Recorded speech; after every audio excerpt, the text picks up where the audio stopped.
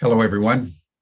I'm Jim Garrison, and in the spirit of the trees, the spirit of all living things, the spirit of Gaia, Mother Earth, I want to welcome you to this session of Humanity Rising on April Fool's Day, and say how glad I am to be with all of you.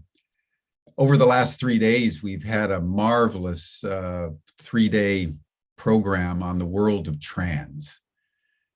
And one of the themes that emerged from the various people that we heard from was how in their formative years, the religious context, often of evangelical Christianity, within which they were growing up, constrained and challenged and filled them full of guilt and shame for this feeling that they had that they weren't who they were being told they were at the level of sexuality and gender. So it's very synchronistic. It wasn't planned, but it's very synchronistic that today we're going to delve into the whole domain of religious trauma syndrome with the psychologist who coined the term. Out of her own experience as a missionary kid in Taiwan at Morrison Academy. And that's particularly meaningful to me because I was also a missionary kid in Taiwan at Morrison Academy for many years and went through religious trauma syndrome as a result. And so we're going to talk about that today and share our experiences and then really go into both religious trauma syndrome and the pathway, the journey toward release. So that's our program today, everyone. I want to welcome you. Before we dive in, let us just take a moment and let us center ourselves in our bodies. Close our eyes if we can and attune ourselves to our hearts. And for the next minute, listen to our heartbeats and feel compassion to all those who suffered in their childhoods, most of us, and honor the pathway toward liberation.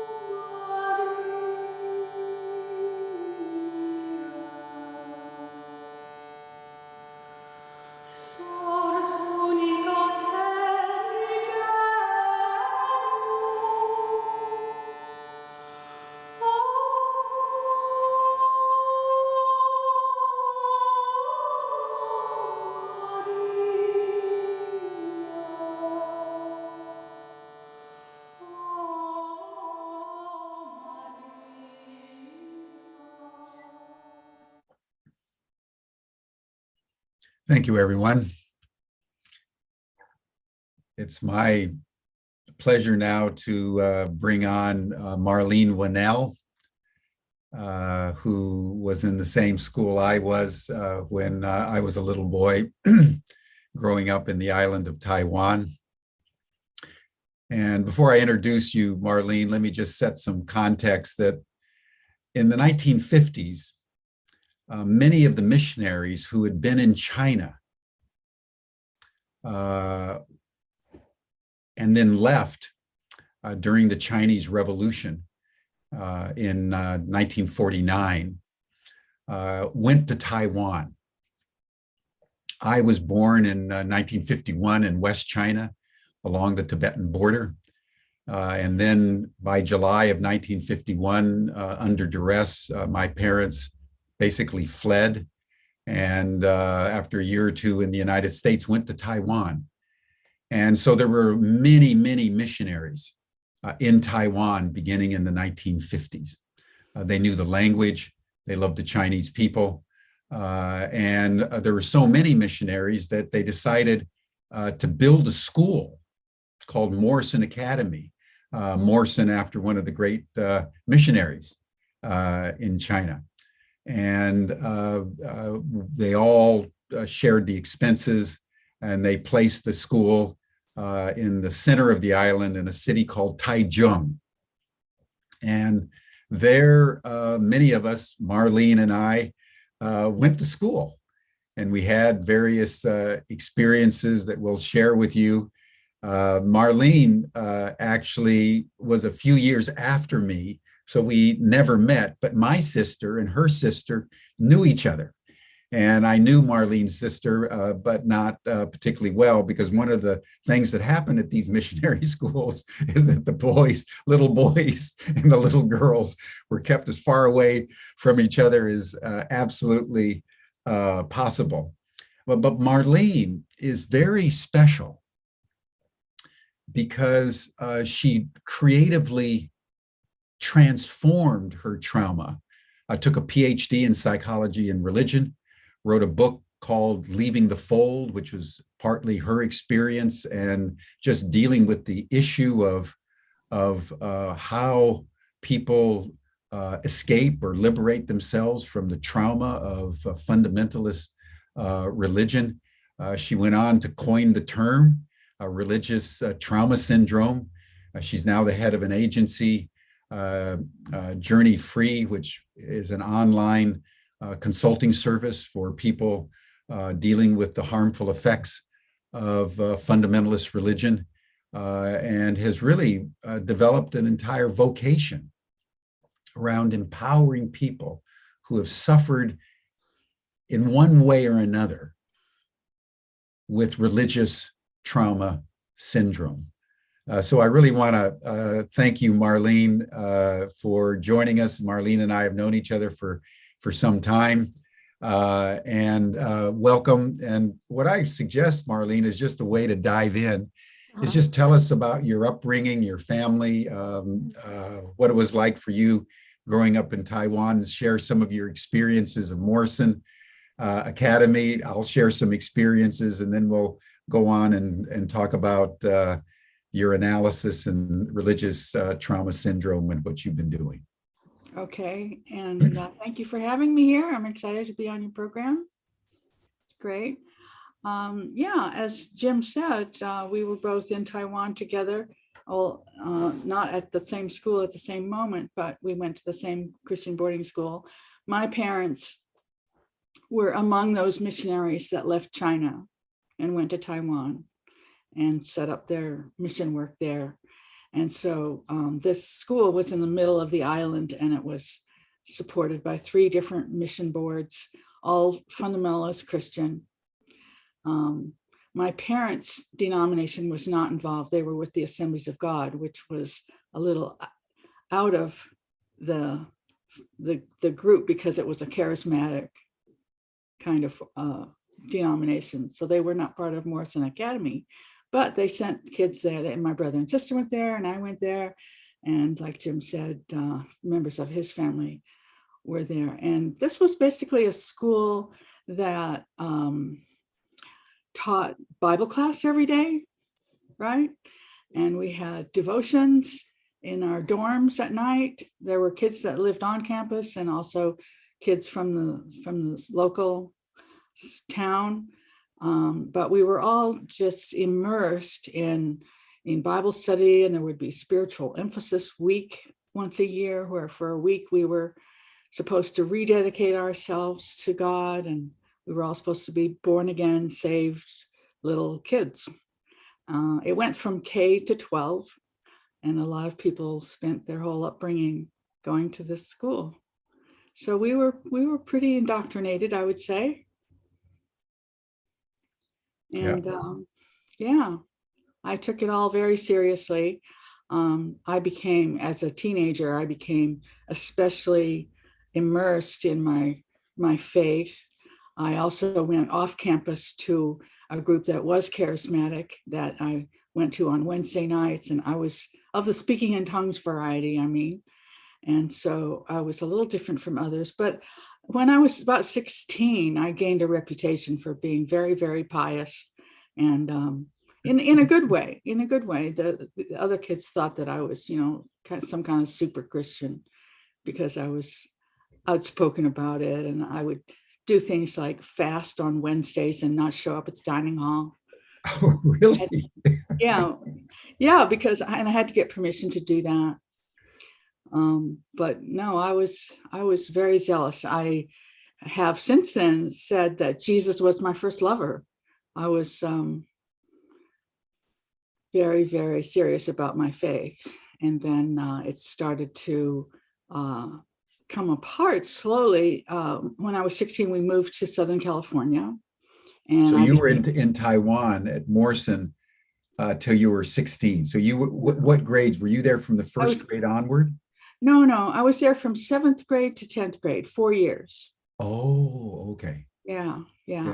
I was there from first grade to 8th grade. Wow. Yeah, so I was there for a long time. That's a pretty big immersion. So yeah, there were boys' dorms and girls' dorms a little bit across campus from each other. And but we saw each other at meals in the dining hall all the time. And of course in classes in the school. Yeah.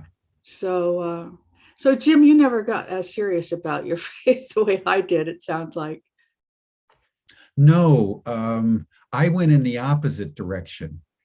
It seemed to me at a very early age that I don't know how else to put it, but that Christianity was fundamentally delusional. I didn't believe, because I was a little boy speaking Chinese, playing with the Chinese, that if they didn't believe in Jesus, they were going to go to hell. I never got the logic of people being condemned for eternal damnation just because you didn't believe in some man that lived 2,000 years ago. I never could make that connection in my mind. So the trauma that I went through was the opposite of yours. I refused to become a Christian. I was one of those, because Marlene is right. We had devotions every day. I learned hundreds and hundreds of Bible verses that were mandated by my dorm mother called Mrs. Faust. And then you're right, they had this religious week every year, and they'd have these special preachers coming in from the United States, and there would be altar calls, and everybody would go up, and there was high pressure for everybody to accept Christ as their personal savior, and I never would. My trauma was that they became increasingly coercive in trying to get me to submit to something I didn't believe to be fundamentally true. And that kind of formed battle lines between me as a little boy and the institution. So it's interesting that Marlene went into a very devout and fervent, zealous form of Christianity. I never did, but the trauma was different, but nevertheless real, out of which we had to extricate ourselves. So this very interesting symmetry between Marlene and I. Yeah. So then, how did you? I remember having those same doubts about hell as a young child. That this was, And I think a lot of children in Christian families have their doubts about how could it possibly be fair, right? Children can have this sense of fairness and justice, and how can it be fair to be sending all these people to hell and that being basically wrong?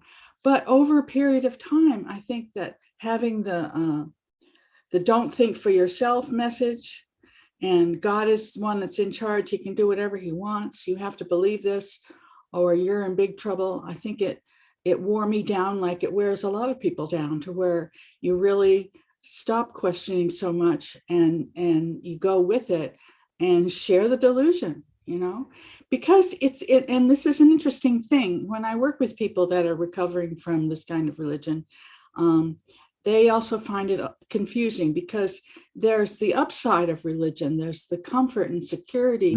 There's the imaginary, God is like your adult imaginary friend.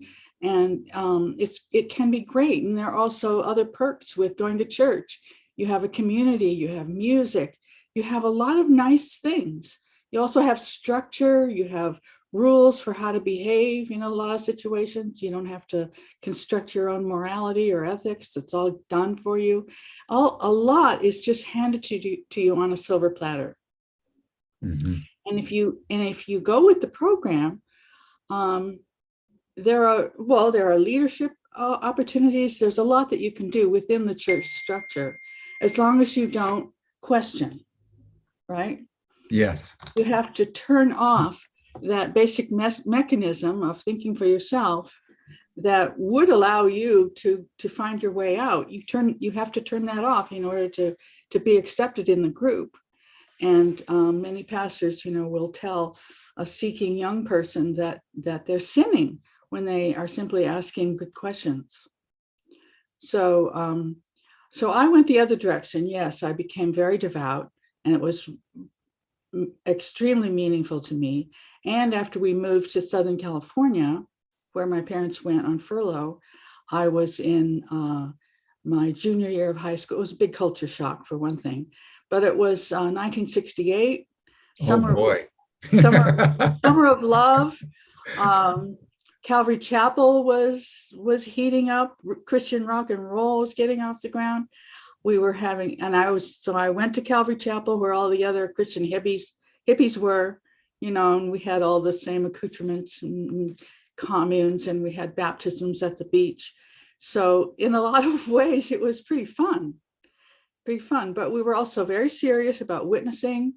I went door to door and at the beach, and we were convinced that Jesus was coming back any day. And so we took it very seriously. I still have friends from those days, but also lost some friends when I left the faith. But then I went to college and took a lot of courses in a lot of subjects that started me questioning even more and looking at the Bible more seriously. Took a course in Bible as literature, and that was probably the biggest thing that started me on my journey out of the religion was more knowledge about how the Bible came to be, instead of just reading the Bible. Oh, so it was historical research. Good for you. Yeah, my parents accidentally encouraged education. That wasn't necessarily a good thing for staying faithful, because I researched, actually, I started researching things much earlier than that. I wrote papers for teachers, Bible teachers, even at Morrison, that really kind of astonished them, because I was intrigued by all the different theories about the end times, for example, pre-tribulation, post-tribulation, all that. Everything was of academic interest to me too. So I did jump in and study a lot of religious topics like that. But finding out more about the Bible was a big thing, because this type of fundamentalist Christianity is grounded in the idea that the Bible is the word of God, every word. And so once that literally. Yes. And once that starts coming apart, then, a lot of things start to look questionable. I talk about my leaving the faith in terms of pushes and pulls. Pushes were things like that. And also my disillusionment with the church, the patriarchy that was going on was very strong. And the pastor of Calvary Chapel, Chuck Smith, used to get very happy when there were things that looked like it was time for the end, like the war in the Middle East. You know, he was kind of rejoicing from the pulpit, and I found that so repulsive, to be happy about war. And things just didn't seem right anymore. And I started questioning more and more. Feminism became very important to me, and learning a lot about that, and finding a whole different culture at college with more liberal people and lots of areas of knowledge, archaeology, history, literature, lots of things that really broadened my world. And also meeting other people that were not Christian, but who had coherent frameworks for viewing life. You know, we were taught there were none. Or if somebody thought that they had a philosophy of life, say communism, it was going to be evil. It was either evil or it would make no sense at all. But basically, that the fundamentalist Christian view of life and of the world was all that you could trust and all that you could consider real. And so having that come apart was quite shattering, actually, but also exciting, very exciting, and a relief, because I was happy to let go of ideas like hell, eternal conscious torment. I mean, you know, letting go of that is quite a relief. Now, what college were you at? I was at the University of California at Irvine. Oh, so you weren't at a Bible like Westmont No. College or Biola or Wheaton College? No, I almost went to Oral Roberts University, and I thought that would be great. But I chose the secular university because I wanted to be a witness. Oh, you went to witness. That's Yes. great. That's There great. would be more. There would be more sheep for the flock there. Yeah. Well, that is. And I had some fellow Christians who were doing the same thing. We had a little commune, and we were all witnessing on campus. And how did you That witness? That didn't last. How did you witness at UC Irvine? I'm very interested how you witness in a secular college like that. Oh, you sit down on a park bench. That has this huge park in the middle of the campus. You sit down on a park bench and start chatting with somebody. You know, there are lots of obnoxious ways of witnessing. And Same then as we did at slowly the work in. Yeah. Or Or you say things in class, you know, that are of the Christian persuasion, and get discussions or arguments going in class. I did that for a little while. I'd say my freshman year, I was more into being a Christian witness. After that, it started to wear down. Yeah.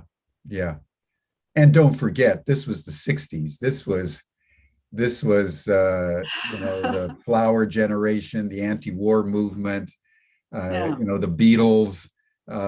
It was an incredible exuberance of the human spirit that was happening through the youth. So you were also just caught up in the time. Yeah.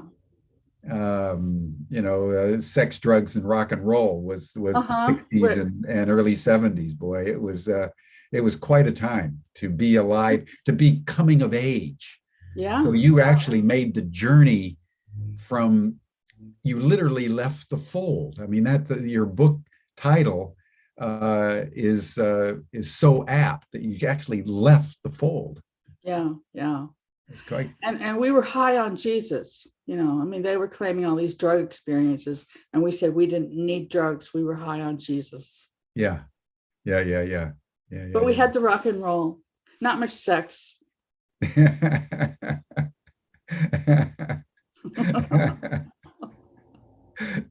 So then, I mean, how did you? So then you, by the end of college, you had come to I would say, more of an agnostic, kind of post-fold, kind of psycho-emotional, spiritual reality. And how did that feel to you? Did you go through a period where you were afraid that if you didn't believe, you were actually going to go to hell if Jesus come back? You know, oftentimes I've heard. Sure. Describe that process. Well, there were doubts about that. But another thing that struck me was that there were so many different doctrines in different branches of Christianity, you know, and how could that be? And then I remember meeting Mormons and Jehovah's Witnesses, and they were reading the same Bible and but they were quoting different verses, some of which I was not familiar with, because we cherry picked the verses that go with our particular doctrine. So mostly it was a period of high curiosity, of just finding out what is going on, and having new experiences. I also had a serious boyfriend who I married as I was graduating, and having a real human relationship was enlightening, because it sort of broke my addiction to Jesus, in that I could get affection and hugs and physical contact from a real person and know human love. And noticing that the religious community was so serious about vertical relationship with God, you know, and not very good at the horizontal, not very good. And I've seen that ever since. You know, there's this investment of emotion and commitment to God and to spiritual things, and then a lot of negligence around human relationships. Yeah. Now, was your boyfriend also an evangelical, or was he secular? Well, he was one of the people I witnessed to, and he became a Christian because of me. And then a few years, I think it was one of those. You must have been very good, Marlene. Well, they have a term for it, evangelical dating, where you allow yourself to go out with a non-Christian, but you don't get involved. It's certainly not physically involved. But you do it for the purpose of inviting them to church, you know, like a date. And if that person is real interested in you, then they might put up with going to church, and then you've kind of got the fish on the line.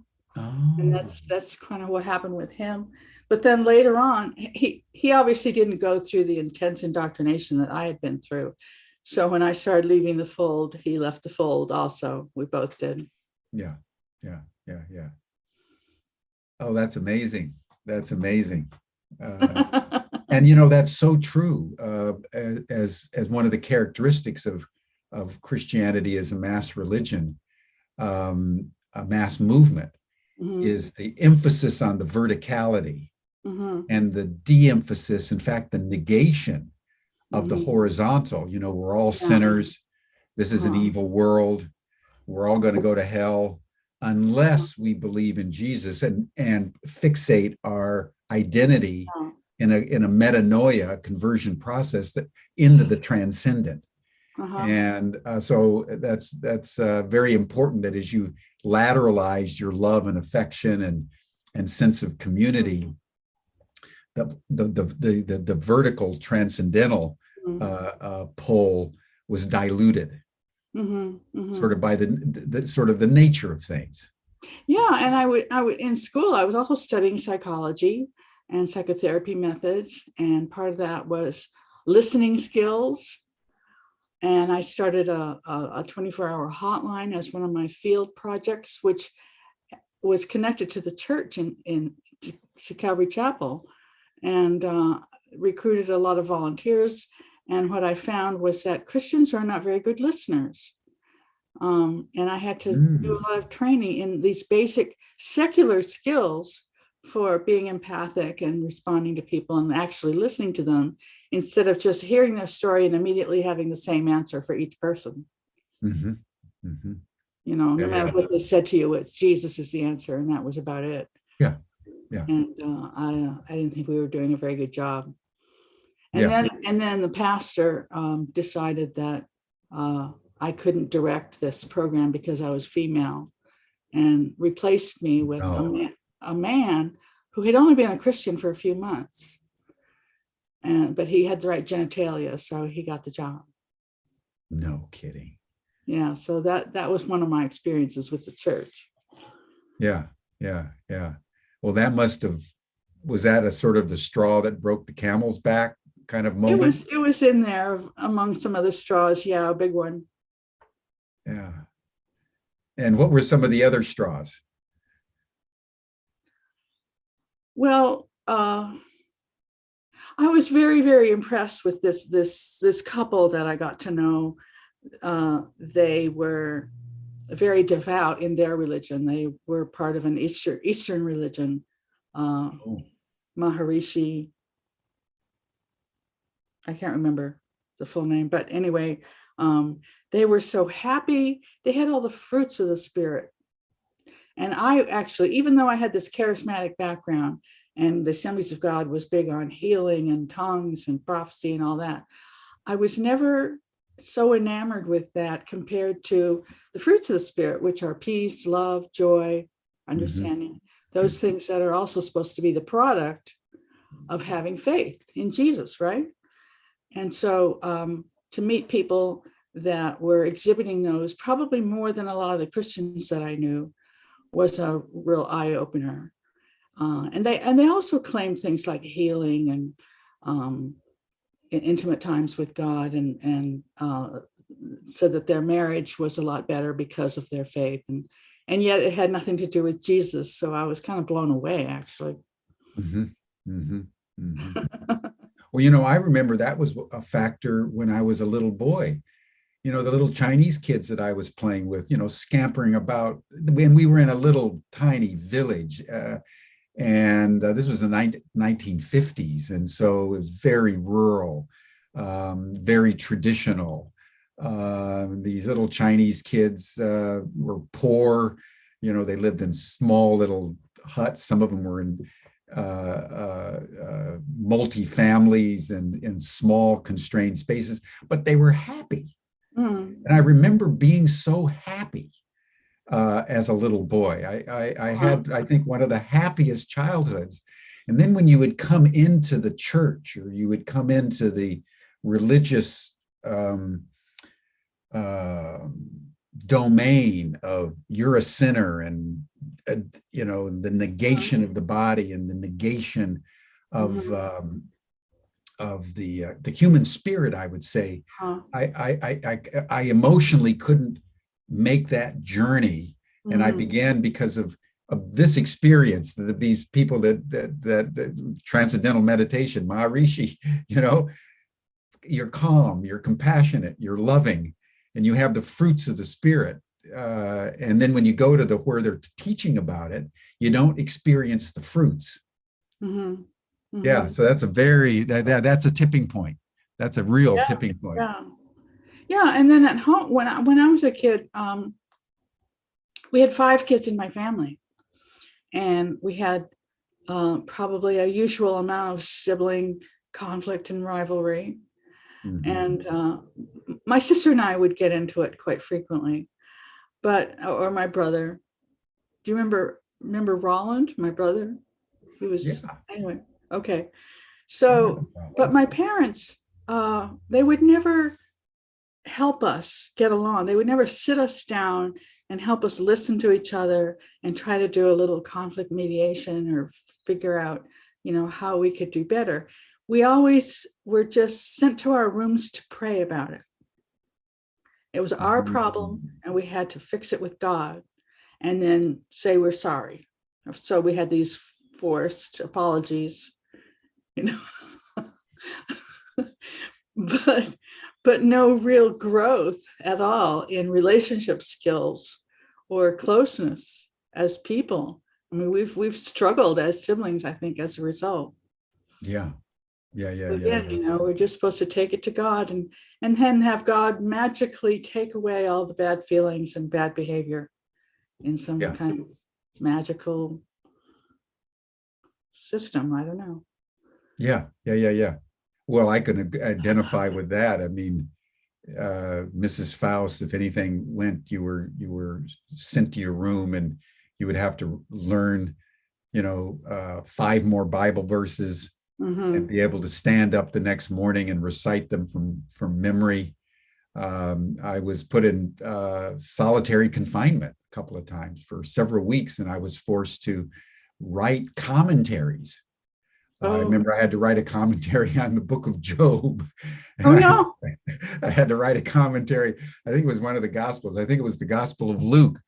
Uh-huh. And, but I was in isolation because I'd done something wrong. But Uh-huh. you're so right. Rather than taking the child and counseling them in a pastoral, compassionate way, you were Uh-huh. forced into isolation. Go to your room, Marlene, and you Mhm. pray.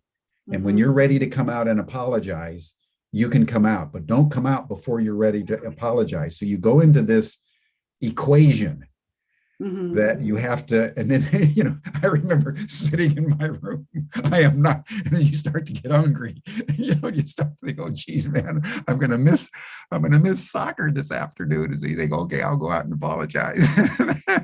But you have to do it with suitable Mhm. um, You have to at least solemnity. appear sincere. You have to be sincere. The memories that are flooding back in my psyche are wondrous right now, wondrous right now. But anyway, so then you finished college and you had these tipping points.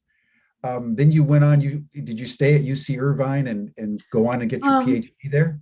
no, I got a master's degree there in social ecology, and then there were a couple of years of working mostly in group homes, youth shelters, and then went to And a Pennsylvania. very secular. This didn't have Yeah, anything to do with. yeah, Yeah, yeah. I yeah, got yeah. I got interested in working with young people and families, um, and then went to Penn State for my doctorate, and I got the doctorate. It was Oh, actually in human development and family studies, and so I specialized in adult development. And then I also took all the psychology classes graduate classes that I needed to get the licensure as a psychologist. So that took a while and had some internship time. Um, and then it was during this time of training as a psychologist and starting to see clients. I saw clients at the Student Counseling Center and then on my own in private practice. And I started asking people more about their religious history. And this was interesting because typically psychotherapists don't really ask a lot about religion in your past. They ask about mm. family, they ask about drug abuse, they ask a lot of questions, but they tend to stay away from religion because they treat it like some kind of sacred cow, right? As part of somebody's culture that you're supposed to respect. Right, right, right, And right. if somebody talks about God as a punishing kind of way, they might help them reframe God as a loving God or some sort of effort, but always to stay within this respect for religion and not really noticing or asking about any of the downside. And what I was saying before, usually people's religious experiences are mixed and they feel very confused about, well, I had this love for Jesus and I went to church and that was nice. And they have a little trouble understanding the dark side, the underbelly, what the doctrines actually were and what you were taught that is actually pretty deeply embedded. The idea that you're not okay, that you've been a bad person ever since you were born, and that there's nothing you can do about that. The lack of agency, you're supposed to be, even if you're saved, you're just supposed to be this helpless, dependent being and eternally grateful that God would care about scum like you. Mm, And uh, mm. and the other part is you're not safe. You're not safe at all in the world. You're not safe in the afterlife. You're supposed to be afraid about what's going to happen to you. You're afraid of the world. You're afraid of other people, Satan, demons.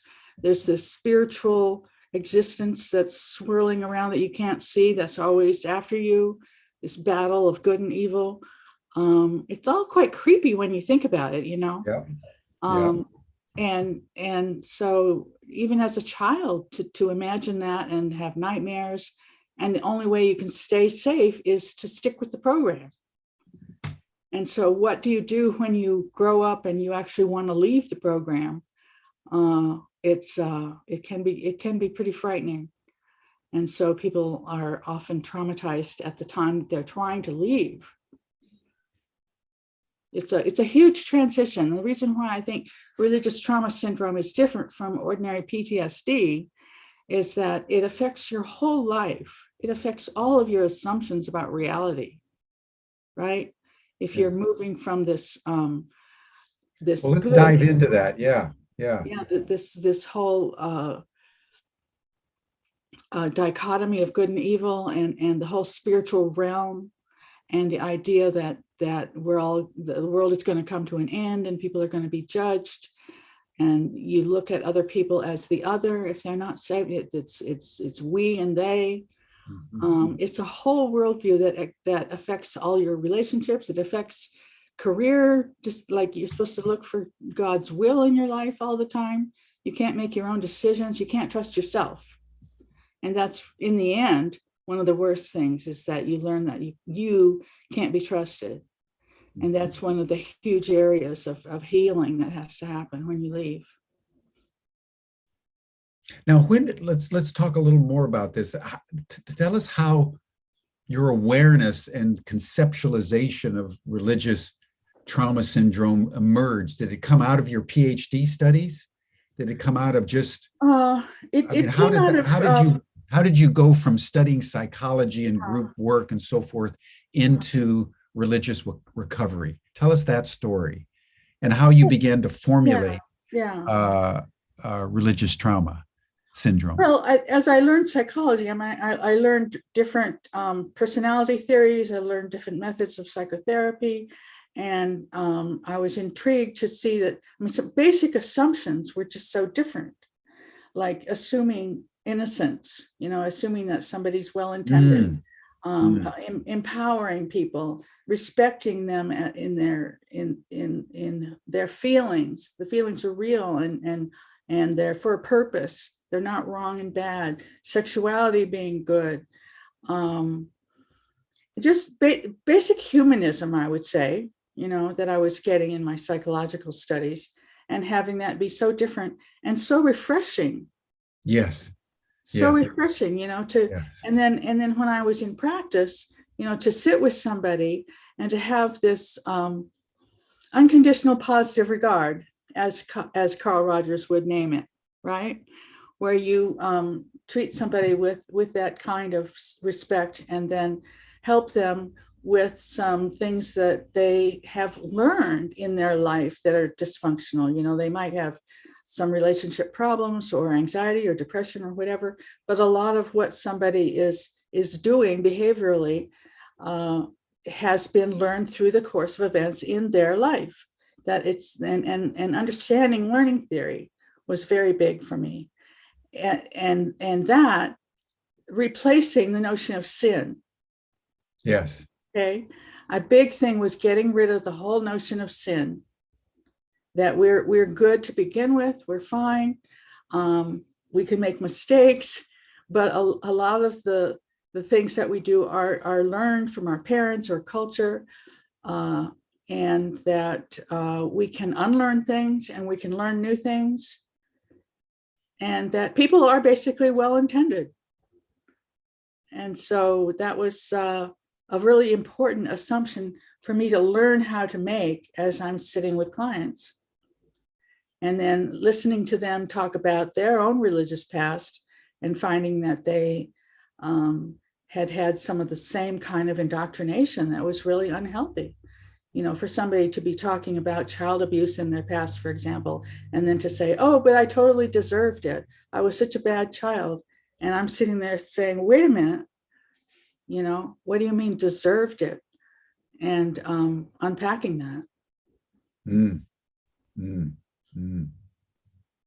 Yeah, I remember that experience as well. Because, when you grow up, and even though I was resisting, I was surprised at how many of the underlying assumptions about the body, about interactivity, about human nature were inculcated unconsciously in me, even if I was consciously resisting the commitment to Jesus as my personal savior. And I Uh-huh. can still remember when I was a sophomore, I think it was in college, I went to a philosophy class, and the Uh-huh. professor was a young man, and he said, there's only one person who's worth reading in any modern philosophy, and that's Sigmund Freud. And I had this thing about cognitive dissonance. I thought Sigmund Freud was a psychologist. I thought this was going to be a philosophy class. He says, I want you to go out, and we had to read 7 or 8 of Freud's books in Uh-huh. one semester, Wow. starting with his interpretation of dreams. Uh-huh. And I remember, just like you, I went through this incredible epiphany. My God, there's a completely other way to understand reality. Yeah. Yeah. I experienced it as a complete shock. I can still remember coming running back to the house. My father's missionary, was evangelical to the day, and says, Dad, have you read Freud? The conversation didn't go very well, obviously. But I, like you, I went through this incredible release of a humanistic approach to the human being that I had never encountered in all the years in the missionary domain. And it was profoundly liberating. Profoundly liberating. Yeah. So for me, some of these epiphanies and the relief of feeling liberated in these different ways, I think overcame any fears that I had. And then I had a curious dream. I started well, you asked how I got into religious trauma. It was from my own writing an essay about my own experience. I sat down at the typewriter. We had typewriters in those days, and wrote this thing called "The Effects of Growing Up Fundamentalist" or something like that. And I started listing all of the impact one after another. Oh. And then I shared that, and eventually I shared that actually with some pastors. And then I eventually turned it into a paper that I gave at the meetings of the American Psychological Association in New York. And people were very interested in it. Nobody had ever really done that. And people wanted copies of it. And then some time went by, and I ended up doing this book proposal and working on the book, and just discovering more and more as I wrote about it. The book actually took me 4 years to write because, well, I had a baby and I moved to Australia, but I also was just going through all of this profound spiritual growth of my own as I put it together trying to put it into words, to comprehend what a lot of these changes entailed, and realizing it went deeper and deeper. And since I've written the book, it's been like that. I mean, the book was written 27 years ago. And since then, I've realized a lot more. And what happened by the time 2011 came around, and I wrote these articles for the British journal, Cognitive Therapy Today. I wrote these articles about religious trauma syndrome. I ended up deciding that it needed a name, that I was seeing a pattern. It wasn't just, a client here or a client there that was having similar experiences, but that there was this very clear overall pattern of people who had left the faith, who were experiencing all these symptoms. And that's what a syndrome is. A syndrome is technically all it is a description of the symptoms that are shared by a certain population. Oh, okay. So it's not a very complicated concept. People have objected to my calling it a syndrome, saying they don't want to pathologize it, but I'm not pathologizing. In fact, having a name for it helps people feel less crazy. It helps them feel less alone. Yeah. It helps them know that other people understand, that they're not making it up, and that they're not to blame. And I'm very clear with clients about that. You are not to blame for any of this. You did not invent fundamentalist Christianity and then impose it on yourself. Because people sometimes feel guilty for having spent many years in it. Mm-hmm. You know, somebody who's 30, 40, 50 years old before they leave, and then they feel stupid, or they feel guilty for having wasted their life believing all of that. Mm-hmm. And so I have to help them understand the process of indoctrination and how powerful that is. Yeah. Well, Marlene, lay out for us kind of the symptoms of the syndrome and the patterns. What are the from a holistic point of view, what are the symptoms and what are the patterns that you've observed in religious trauma syndrome? Okay. Well, holistic is actually an important word because it affects all the different dimensions of who you are. It affects the whole person. Yeah. It affects you physiologically, because trauma is stored in the body. And we've actually learned a lot about trauma in the last couple of decades. And we know, when people feel triggered, or have emotional flashbacks, that's in your body because your brain is always alert to danger. And so if something reminds you of something else, your body gets geared up and you have this anxious response that your amygdala is responsible for. And so it affects your body. And so then it affects your health as well, as we know, the body-mind connection. So there's that. It affects you intellectually because you get these assumptions, these ideas. And what I tried to say in some of my writing is that when you think about abuse, most people think about physical abuse. They think about beatings. They think Alice Miller. They think about that kind of abuse. And that happens in Christian families too, because they have extremely primitive ideas of parenting, with spare the rod, spoil the child. So beatings can be considered, a biblical thing. Sure. And then there's the sexual abuse. People are aware of sexual abuse in big time. So, but what I've had to say is there's also such a thing as mental and emotional abuse. And intellectual abuse. Yeah. Yeah. That's what, and that's what I mean by mental too, because people can have ideas that are so powerful that they just permeate the person's being. You can have this extremely degraded view of yourself because you've been taught that human beings are degraded, right? And that can stick with you beyond the time that you're religious. You can give up your religion and still have really low self-worth because it's so deeply embedded.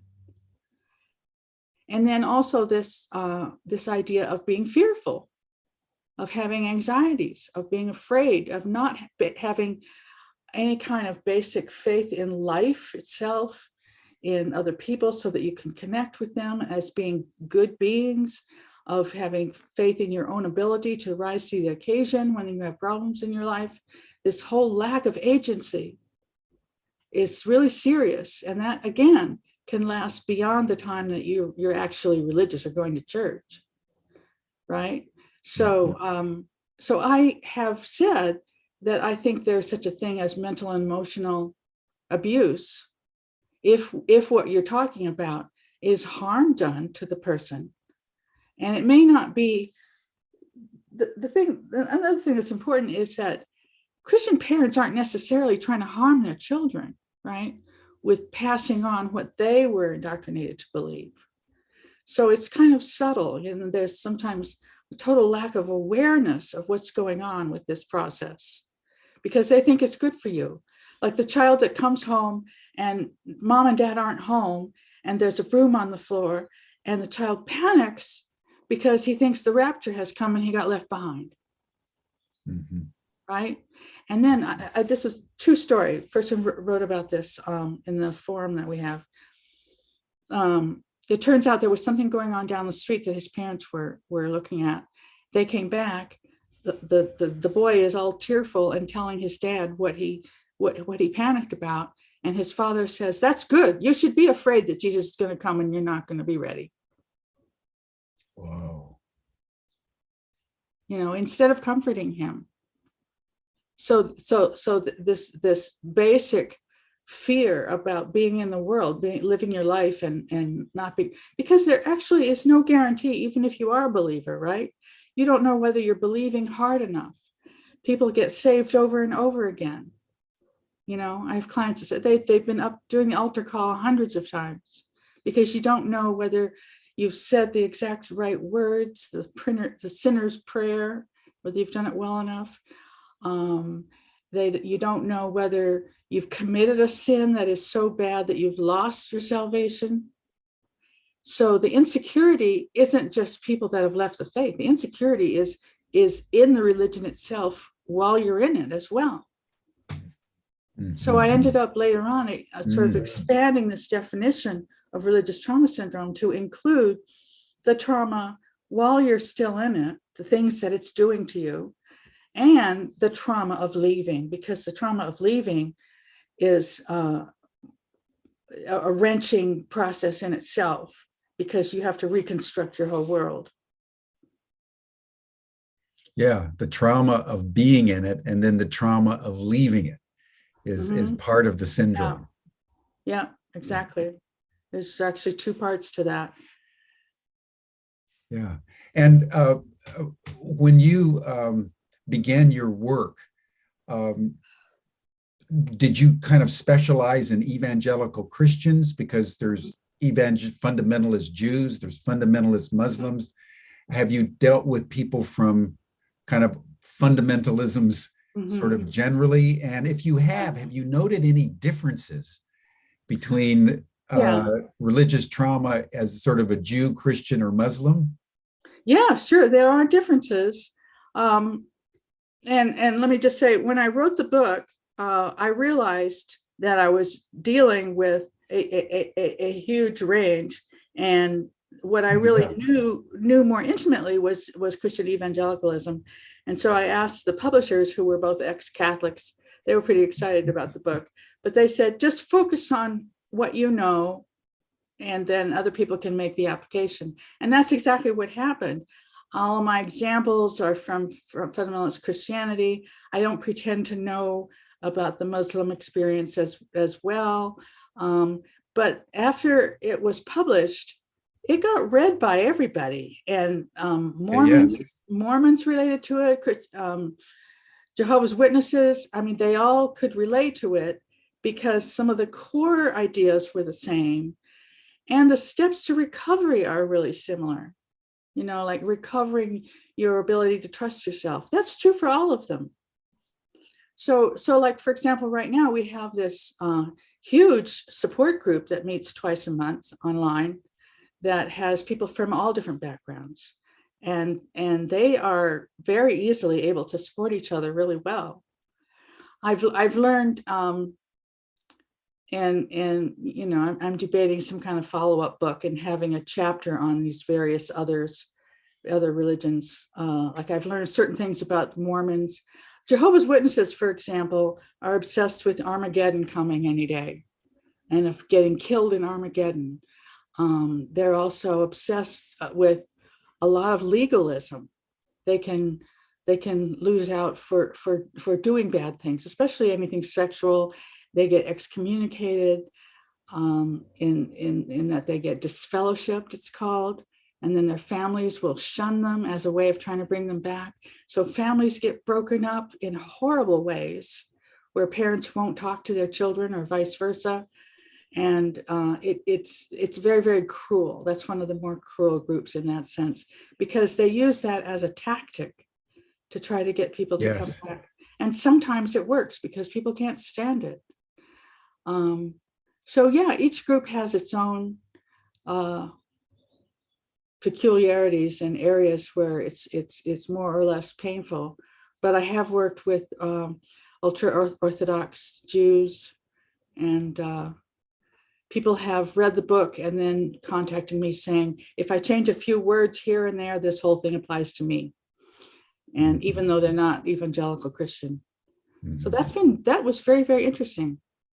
Yeah, I've seen on Netflix, there's some series actually for the Orthodox Jews and people who have tried to leave. There's a documentary on a young woman, and the pressures of the family, Yeah. Yeah. pressures of the community to keep her back, and the guilt and the shaming and the really psycho-emotional coercion and abuse that she endured till she was finally popped out the other side. But it was not an easy journey. No. So sometimes it's not just you leaving and they're passive. They're actively seeking to keep you ensnared. Yeah. And sometimes it gets pretty physical, and sometimes in one of them they took her kids. They came in and I literally took her kids. Yeah. And then what does a mother do who wants to leave, but her kids are back with the father and the Orthodox community? That's so this is a very complex journey out. It's not so simple. Not so simple. So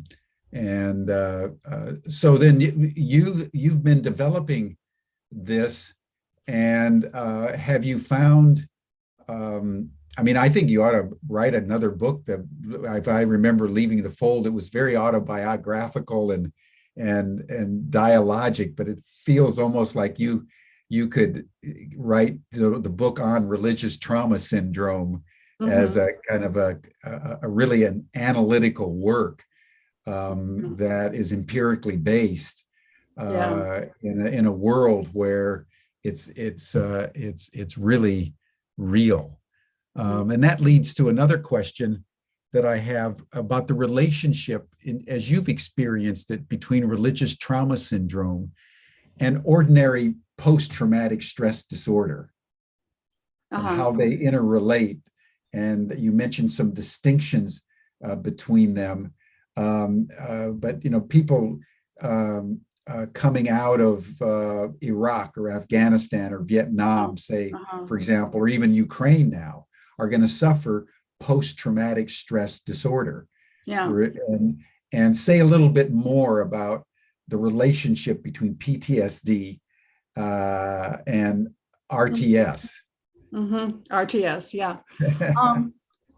Well, in a sense, RTS is a form of PTSD, or CPTSD, which is complex post-traumatic stress, and what that refers to is a continual kind of trauma, like domestic violence or child abuse, where something is happening. It's not just one event. It's not just one event in combat or a car crash or something which is a very discrete event and leading to PTSD. Complex PTSD is multiple occasions like that. And so I would consider RTS as being kind of a combination of the two, because the continual part is where you, as a child, are told day after day after day these toxic ideas, right?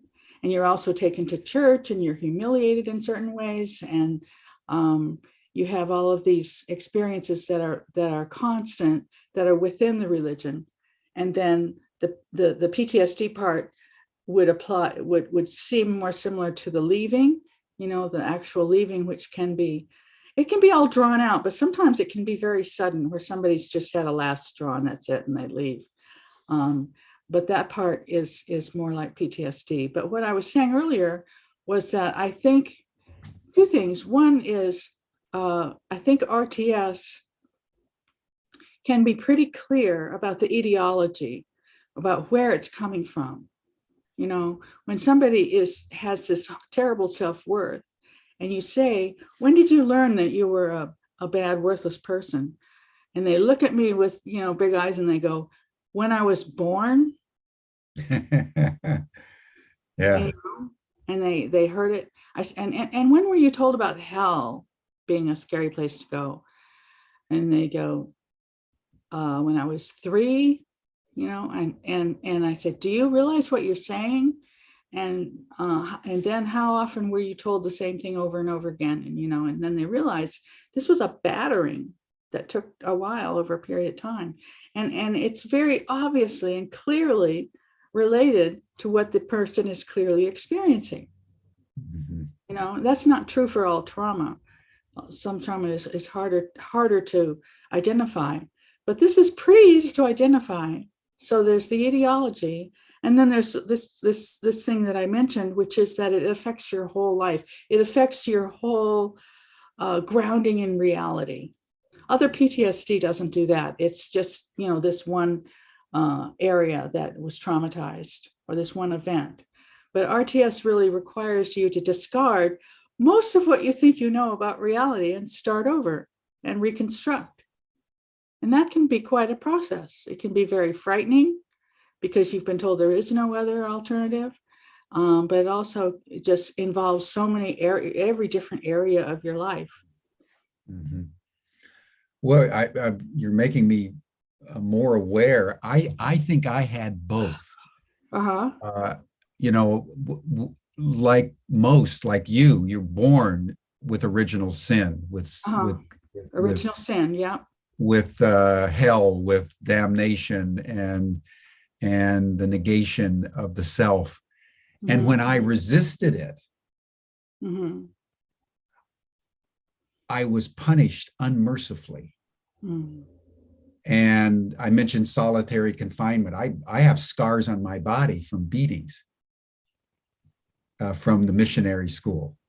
Wow. And so that the RTS triggered in my particular case, because I resisted, Mm-hmm. a coerciveness that created a trauma, a circumstantial trauma, Mm-hmm. that intermixed with the religious trauma syndrome that I was trying to get out of, that complexified. And I remember in my case, the only way I made my way out is through the archetype of the cosmic warrior. I realized that as a very young, as a boy, that wait a minute here, these people can hurt you, and you have to fight it. That's You have to. amazing. You know, I am so impressed and gratified, you know, that there could be a child that would do that, you know. And there are children that do that, and it's so great, and it you know, it's a tribute to the human spirit. I also, Yeah. I feel like I'm a humanist, and what gives me a lot of hope and joy is the way that people do recover, and like underneath it all. And that's why I call my clients reclaimers. They're reclaiming their lives. They're not just survivors. Mm-hmm. They're reclaimers, and they're reclaiming what was there all along. Mm-hmm. The value and the goodness and the strength and wisdom. You know, they think they have no inner resources because that's what they've been told. You're supposed to rely on outside sources, God and pastor and Bible, for strength, for wisdom, for love, for everything. And inside you're just sinful and empty, empty and incapable. So to find out that, you know, I can say point blank to a client, that's not true. You have inner resources. Yes. You have wisdom that you're not tapping into necessarily. You have inner strength you're not using, but it's there. And for them to then discover that and then grow in that is hugely reassuring and hopeful. Mm-hmm. You know, because it just happens when you clear away all this debris. Yeah.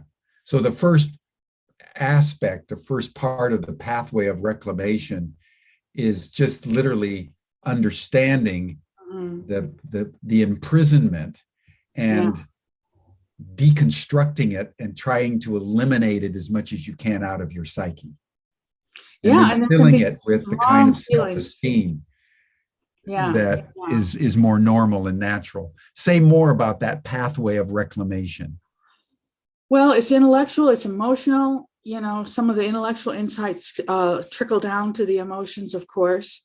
People can have intense feelings of anger, you know, to think You know, I have a chart where I show a child and a child's mind in the middle, and all of the pressures and all of the influences surrounded by this closed system of church and family. And then the areas of delayed development too, delayed socially. We were talking about this being a holistic thing. Yes. The areas of delayed development, these isolated situations where, and especially homeschooling, you know, where kids are they're not getting information, or they're getting the wrong information. They're getting taught creationism and, you know, in biology class at home, or they're not learning any social skills because the only friends they have are at church. They don't know how to make friends. Very primitive in terms of romance or sex because of all of the condemnation of the body and sexuality, purity culture that was going big guns in a lot of churches, to where little girls are supposed to belong to their daddies. I mean, we have leftovers of this everywhere, you know, like at a wedding when the dad gives the woman away like a piece of property. And so the sexual damage can be huge. So there is this recovery, and then there's this working through of the different emotions. Grief is another emotion that's very big, because it's like it's like a divorce in a way. You've lost this relationship, or you've just lost the environment, the system that was comforting and kind of held your life together, and you've lost that. There are a lot of losses. Almost every reclaimer that I know can name people that won't speak to them anymore, whether it's family or friends, and due to nothing that they've done other than leaving their own personal faith. You know, you'd think it was your own personal business, but people make it their business, and they Yes. punish you for it. Yes. Yes. So even social skills come into play, you know, about now what am I going to do? I don't even know anyone. And so, you know, we have very, very ordinary conversations sometimes about how to meet people. Mhm. You know, because, and these are like a lot of people will say they feel like a child in the world, a little child in the world, learning the ropes. And it's scary, because they've been taught to be so dependent and not learn so many things about being a mature person. Mm-hmm. And that they're having to learn that on their own. So so there's psychoeducation involved, like thoroughly understanding what the indoctrination, understanding why you're having various problems is helpful, you know, instead of blaming yourself. You don't need to blame yourself for not having friends right now. Your friends have left you. That's not your fault. So, and then having the courage to rebuild, you know, the different areas of your life that need rebuilding. Sexuality needs rebuilding in a lot of cases. Sometimes people have a horrible time with their wedding night because they've been turning off their libido for years and years, being told masturbation is a sin, being told looking at a woman or a man in a sexual way is a sin. So they've been trying very hard to be a sexless being. And then suddenly, and then they're supposed to find this perfect person that God's ordained to marry. And then everything's supposed to be great, and you're supposed to be a tiger in the bedroom. And then wedding night turns out to be a total disaster. Christian women have a lot of vaginismus, which is where the vagina just closes up and doesn't want to do anything.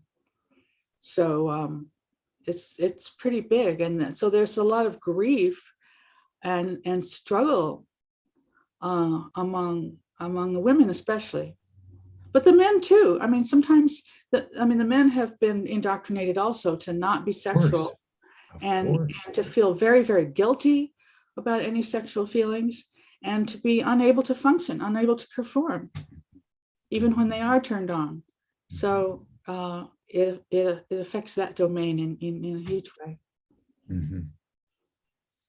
Yeah, I remember that, you know, when I was in the fourth grade, there was a little girl named Connie that I found profoundly attractive, and as I began to feel the rising of eros, the consternation in my mind and emotions was like a terrifying experience. So rather than, like you say, on the wedding night, rather than being an unbelievably beautiful expression of consecration and consummation, it is this kind of nightmarish conflict between all the past conditioning and the natural impulses of the body and the heart. Yeah. And that's trauma. That's the trauma of religious trauma syndrome in full manifestations. It's really amazing. So Marlene, did you think it was bad to be attracted to her? Is that what was going on?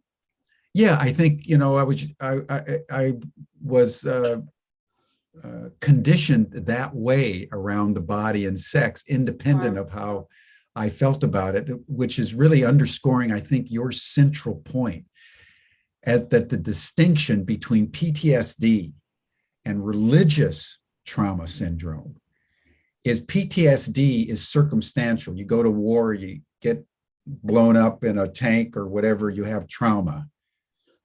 With religion, it's the gestalt, it's the water that you swim in. You're a fish in the water of your religion. And even though you resist it, as I did, you can't resist the unconscious underpinnings of it. So even though you don't think about it, you're 9 years old and you start to become sexually aware, the religious context within which you've been raised since you were born is stronger than your impulses.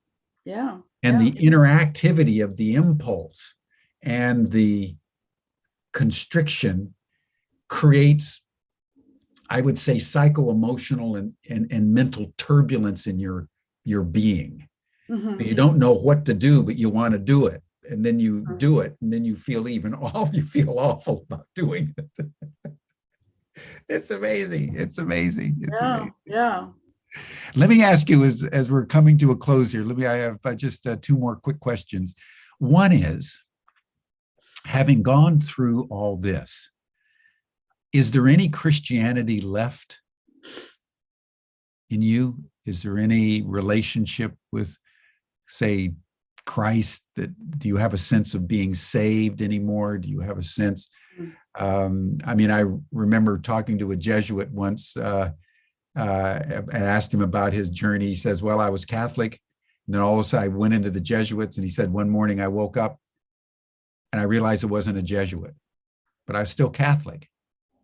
A couple of years went by, and one day I woke up and realized I wasn't Catholic anymore, but I was still basically Christian. Then he said, one day I lived my life, and then one day I woke up and realized I wasn't even Christian anymore. And I was just a liberated human being without any attachment to my upbringing.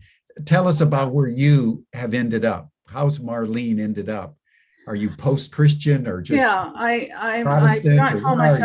I do not call myself a Christian anymore. I would say that I retain a certain spirituality, and I think that there are things from being raised Christian, some of the good parts that remain, like, there's a section in my book called Strengths in the Legacy.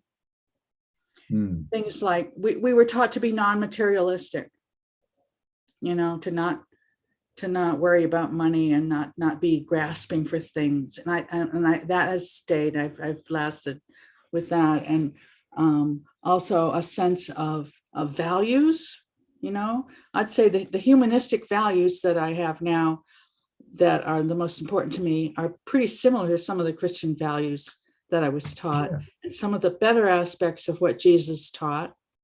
I think Jesus was delusional in some ways with some things, but on the other hand, he had some radical things to say about loving your neighbor and that. But I don't consider him Son of God, and I don't worship him. It was a grief experience for me to let go of him as my imaginary lover. But no, I think that what remains in terms of Christianity would be more along the lines of values and some, being caring about your neighbor and kindness and things like that. But they aren't exclusive to Christianity, So, I mean, the golden rule is stated in all the major religions. So that's still there. Yeah. Yeah. That And in basically terms of, that which is universal. yeah. So you've gone into the universal, because the golden rule, love thy neighbor as thyself, is universal. So you've affirmed those aspects of Christianity that are also universal. Yeah. And shed the others. Yeah. I still don't like going to church. Yeah. I mean, even a really liberal church, which is, the sermon is really good or something, I'm still uncomfortable being so passive and sitting in pews and being quiet. Yeah. And my other question, because I've dealt with this, because I was the only one that left the fold. My three sisters are still in the fold as they were at Morrison Academy. Isn't that amazing? My sister still sends me Bible verses and she witnesses to me. Oh my God. And so what has it been like for you? Is the rest of your family in the fold? Are they all left? Or tell us a little bit about how you interact with your siblings and parents and so forth. Well, my parents have passed away. My mother and I, early on, I used to argue with my family members because I have 4 siblings and they're all still in the fold, like you. And wow. 2 of them are missionaries. One of them is a big time missionary in Africa. They're all very serious.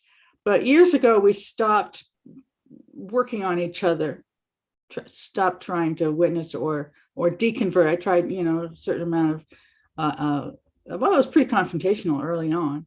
Then, we've gotten to where we've gotten a sort of détente where we can have human largely due to my efforts, actually, because I decided quite a while ago that these were my family members and I loved them and I wanted relationships with them. And so me too. And so we were going to keep our conversations on subjects that we could both handle.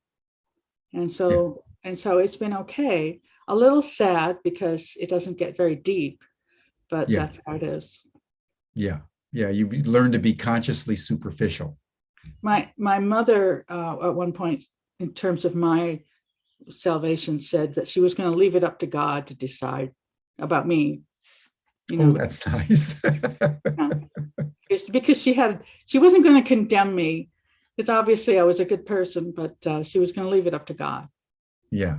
I go, okay, thanks. Yeah.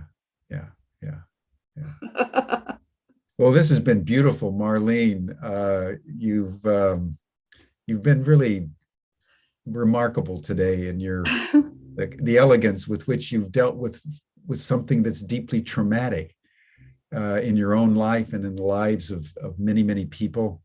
You've been incredibly empathic and sensitive, and yet laid out these patterns and symptoms and processes that people go through, and the complexities that challenge all of us as we unfold in the pathway of individuation. And I think a good place to bring this to a close, and I'd like you to have a final word. It's in whoever you are, I would say. It's like Plato's cave. Yeah. Whatever your childhood is, it's like being in the cave and you see the shadows on the back of the wall. And only some of us actually, according to all the religious traditions, actually wake up and turn around and go to the mouth of the cave and realize that it's bright, sunny, wonderful world out there. So the religious trauma isn't just limited to evangelical Christians or fundamentalist Jews or fundamentalist Muslims. It's a process that all of us go through in one way or another. And yet we need to honor, and I want to honor you as someone who made it out. And because you did that and paid the price, you've been able to shed light to many, many people through your work of recovery. So thank you. And just want to ask if you have any final things you want to say, any comment, anything you would like to add. Well, one thing is I've appreciated talking to somebody who understands what I'm saying. So but another thing is just to let people know, like if there's anybody listening to this that is struggling with religious trauma, to let you know that there is hope, that there are so many people that have gone through this process, and that there is healing, and there's healing and personal growth that's really quite available, quite at your fingertips, because you're not mentally ill. There's nothing wrong with you. The problems you're having are a logical consequence of what you've been through. So it's not your fault, and that to follow your heart, to follow your instinct, your instincts and your intuitions are okay. They're fine. They're not to be distrusted the way you've been taught. Yeah. Beautifully put.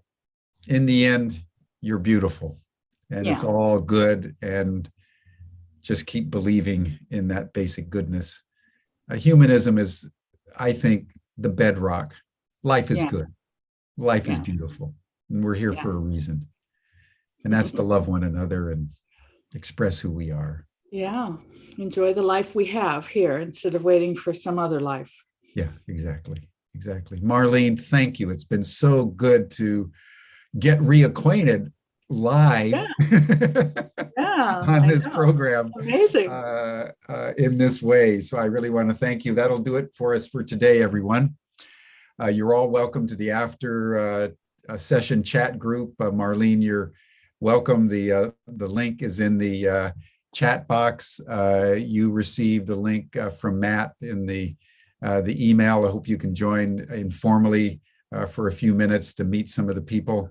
We'll be back next week, everyone, with a 5-day program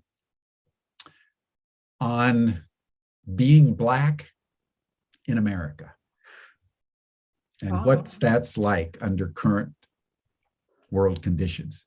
It's being convened by Dr. Karoy Ferguson, who's convened several programs on Humanity Rising. The issue of race is a source of huge trauma in the human experience. So we're going to spend 5 days on being Black in America, starting next Monday. Thank you, everyone. Thank you, Marlene. Much love to you. My pleasure. Fabulous. And we'll see everybody on Monday. Bye for now.